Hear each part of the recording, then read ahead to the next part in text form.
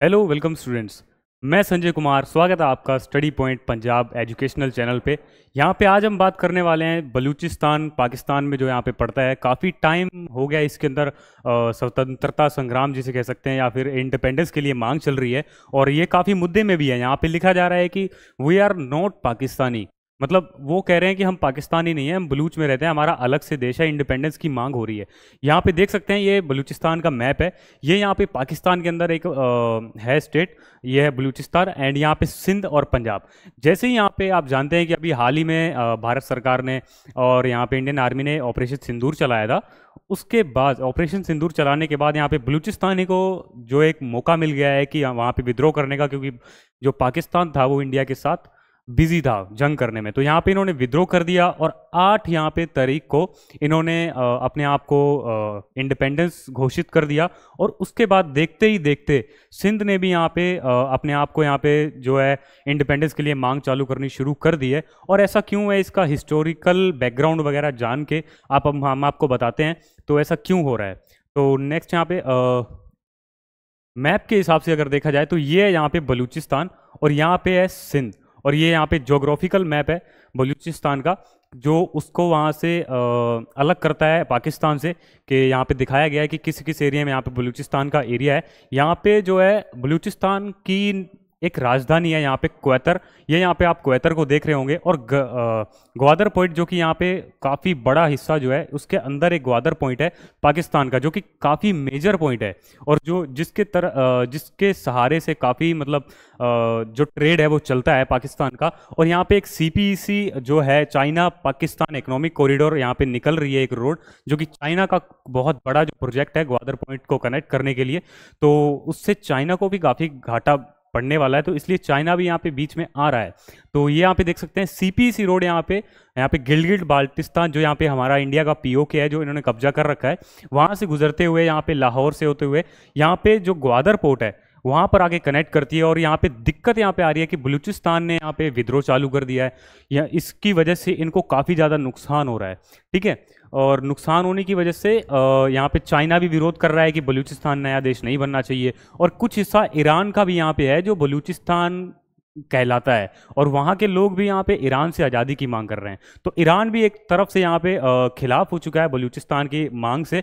और ऐसा क्यों, अगर यहाँ पे बलूचिस्तान का इतिहास अगर देखें तो ऐसा क्यों है कि बलूचिस्तान जो है फ्रीडम की मांग कर रहा है। तो यहाँ पे देखते हैं इतिहास। यहाँ पे 15 अगस्त जब 1947 को बलूचिस्तान जो था पाकिस्तान का एक हिस्सा नहीं था, तो जब अंग्रेज यहाँ से देश छोड़कर जा रहे थे तो उन्होंने हर किसी को कहा था कि जो चाहे वो पाकिस्तान के साथ मिल सकता है, और जो वहाँ पे छोटे छोटे जो प्रिंसली स्टेट्स होते थे वो चाहे तो भारत के साथ मिल सकते हैं। तो यहाँ पे वल्लभ भाई पटेल जी का यहाँ पे काफ़ी बड़ा सहयोग रहा भारत को बनाने में। तो उन्होंने 562 रियासतों को मिला के, 562 रियासतों, या फिर ये संख्या आगे पीछे भी है, कहीं विवादित संख्या है काफ़ी, तो मिला के एक भारत का निर्माण किया, जिसमें से जम्मू कश्मीर को विवादित ही छोड़ दिया। यहाँ पे हरी सिंह महाराज वहाँ पे थे, उन्होंने साइन करके यहाँ पे किया। और उसके बाद यहाँ पे बलूचिस्तान भी रह गया। 27 मार्च 1948 को बलूचिस्तान को पाकिस्तान ने कब्जा कर लिया, लेकिन जब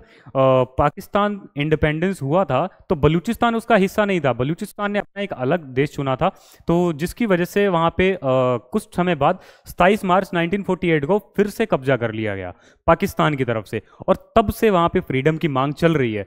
तो यहाँ पे देखो, यहाँ पे लिखा हुआ है कि बलूचिस्तान ने खुद को कर लिया और स्वतंत्रता आंदोलन वहाँ से तब से चल रहा है। और हाल ही में जब ऑपरेशन सिंदूर हुआ उसके बाद जब पाकिस्तान इंडिया के साथ बिजी था, तो 8 मई 2025 को मीर यार यहाँ पे नेता हैं, बलूचिस्तान के एक नेता हैं, उन्होंने अपने आप को इंडिपेंडेंस घोषित कर दिया और यूएनओ में ये भी कहा कि हमको मान्यता दी जाए और भारत में एक एम्बेसी खोलने की परमिशन भी दी जाए। यहाँ पे ये भी यहाँ पे कहा गया है कि हमको परमिशन चाहिए इंडिया के अंदर एक एम्बेसी खोलने की, और बाकी देश हमको मान्यता दे कि हम एक अलग देश हैं। ओके, तो आपको ये जानना पड़ेगा सबसे पहले कि एक अलग देश बनने के लिए, हमारे पास एक अलग राज्य बनाने के लिए हमको क्या चाहिए रहता है, किन किन चीज़ों की आवश्यकता होती है। तो यहाँ पे देखो, ये कन्वेंशन है, मोंटेविडियो कन्वेंशन।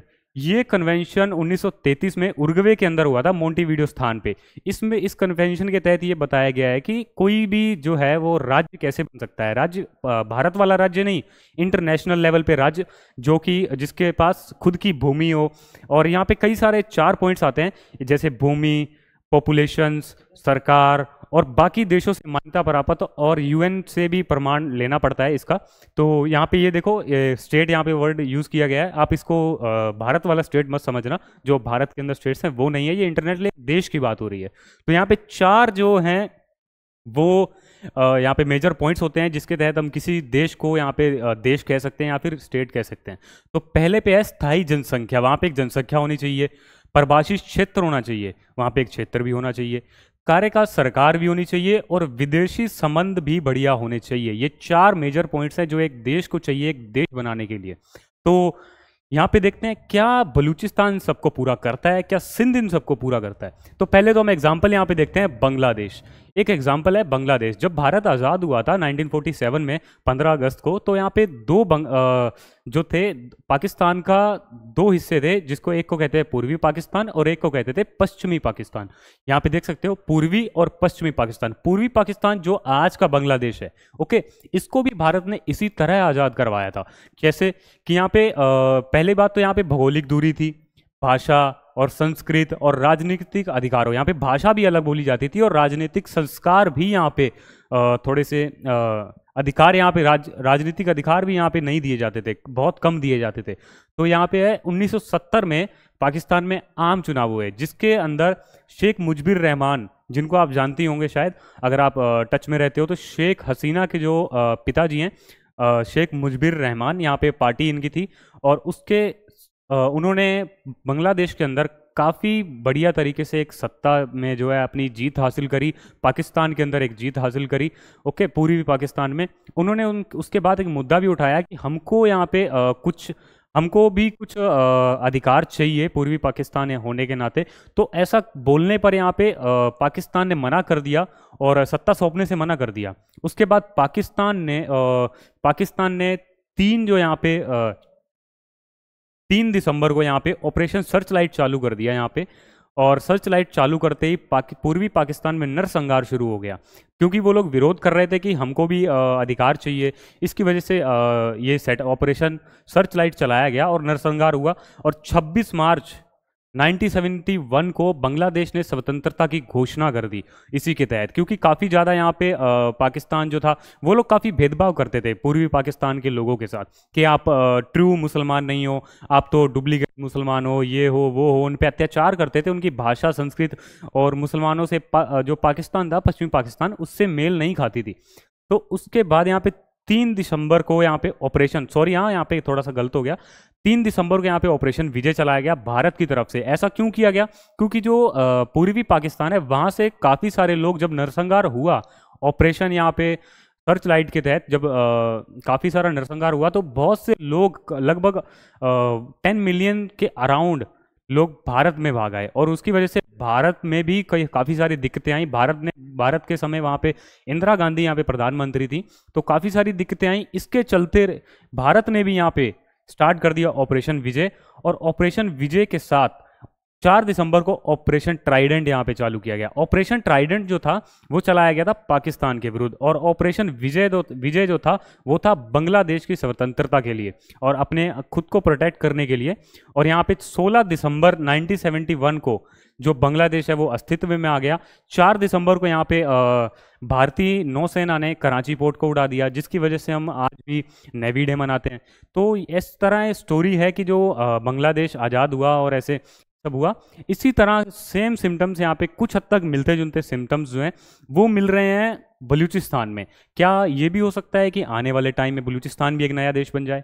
हो सकता है, ऐसा फिलहाल कोई भी अभी प्रमाणिकता नहीं है। तो यहाँ पे बलूचिस्तान किस चीज़ को मतलब फॉलो करता है? जैसे अब बलूचिस्तान के अंदर है स्थायी जनसंख्या, वो भी है, प्रवासी क्षेत्र, वो भी है, कार्यकारी सरकार। यहाँ पे जो कार्यकारी सरकार है वहाँ पे कार्यकारी कोई सरकार तो नहीं है, लेकिन वहाँ पे काफ़ी सारे संगठन हैं। जैसे मेजर सबसे बड़ा संगठन है BLA, बलूचिस्तान लिबरेशन आर्मी।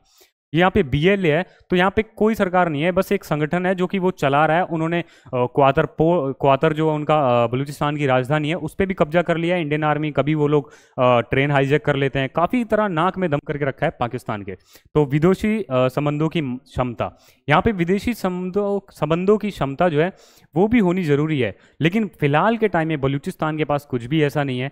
हाँ, एक ग्वादर पोर्ट है जिससे पाकिस्तान यहाँ पे अभी तक वो करता है, ट्रेड करता है। और अभी किसी भी देश ने बलूचिस्तान को मान्यता नहीं दी है एज ए देश, एज ए कंट्री। ओके, और एक बात और जान लीजिए कि जब बांग्लादेश बना था तो भारत ने सबसे पहले यहाँ पे मान्यता दी थी बांग्लादेश को एक देश के नाते। और उसके बाद 1974 में UN ने भी यहाँ पे प्रमाणिकता दे दी थी कि आप भी एक सेपरेटेड यहाँ पे एक इंडिपेंडेंस कंट्री हो।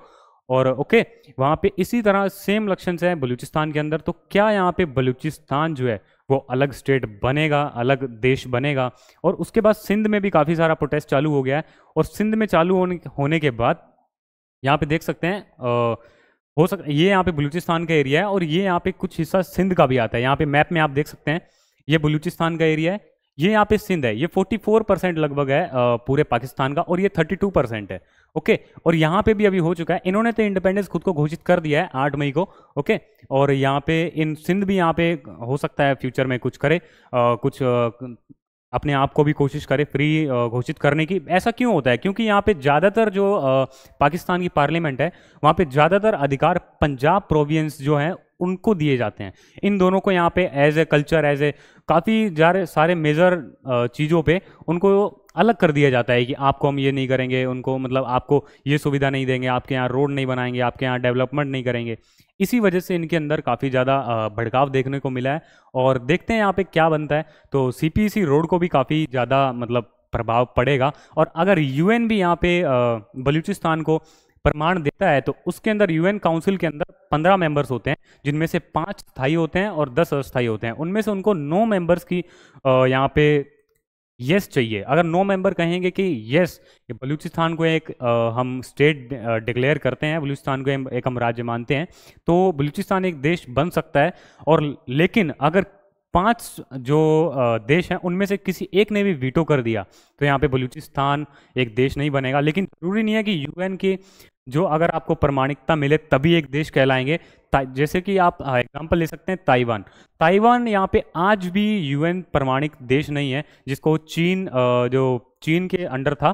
तो ताइवान ने खुद को रिपब्लिक घोषित कर लिया, लेकिन UN ने आज तक उसको प्रमाणिकता नहीं दिया। लेकिन सभी देश उसको एज ए कंट्री ट्रीट करते हैं। तो ज़रूरी भी नहीं है कि आपको UN से प्रमाणिकता लेनी ज़रूरी है।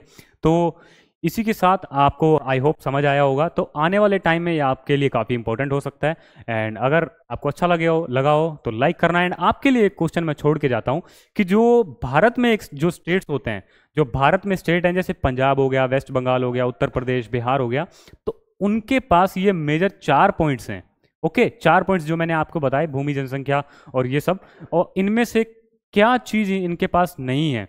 यहाँ पे क्या चीज़ नहीं है? क्योंकि 4 पॉइंट्स होते हैं जिसके मेजर पे हम भारत में स्टेट डिक्लेयर करते हैं कि ये भारत का एक स्टेट है। 4 मेजर पॉइंट्स होते हैं, तो आपको बताना है कि उनमें से क्या पॉइंट्स जो एक भारत के स्टेट के पास नहीं है, जिसकी वजह से वो एक स्टेट है, वो जो सेंट्रल गवर्नमेंट के है वो अंडर है। ओके, तो मिलते हैं नेक्स्ट वीडियो में, तब तक के लिए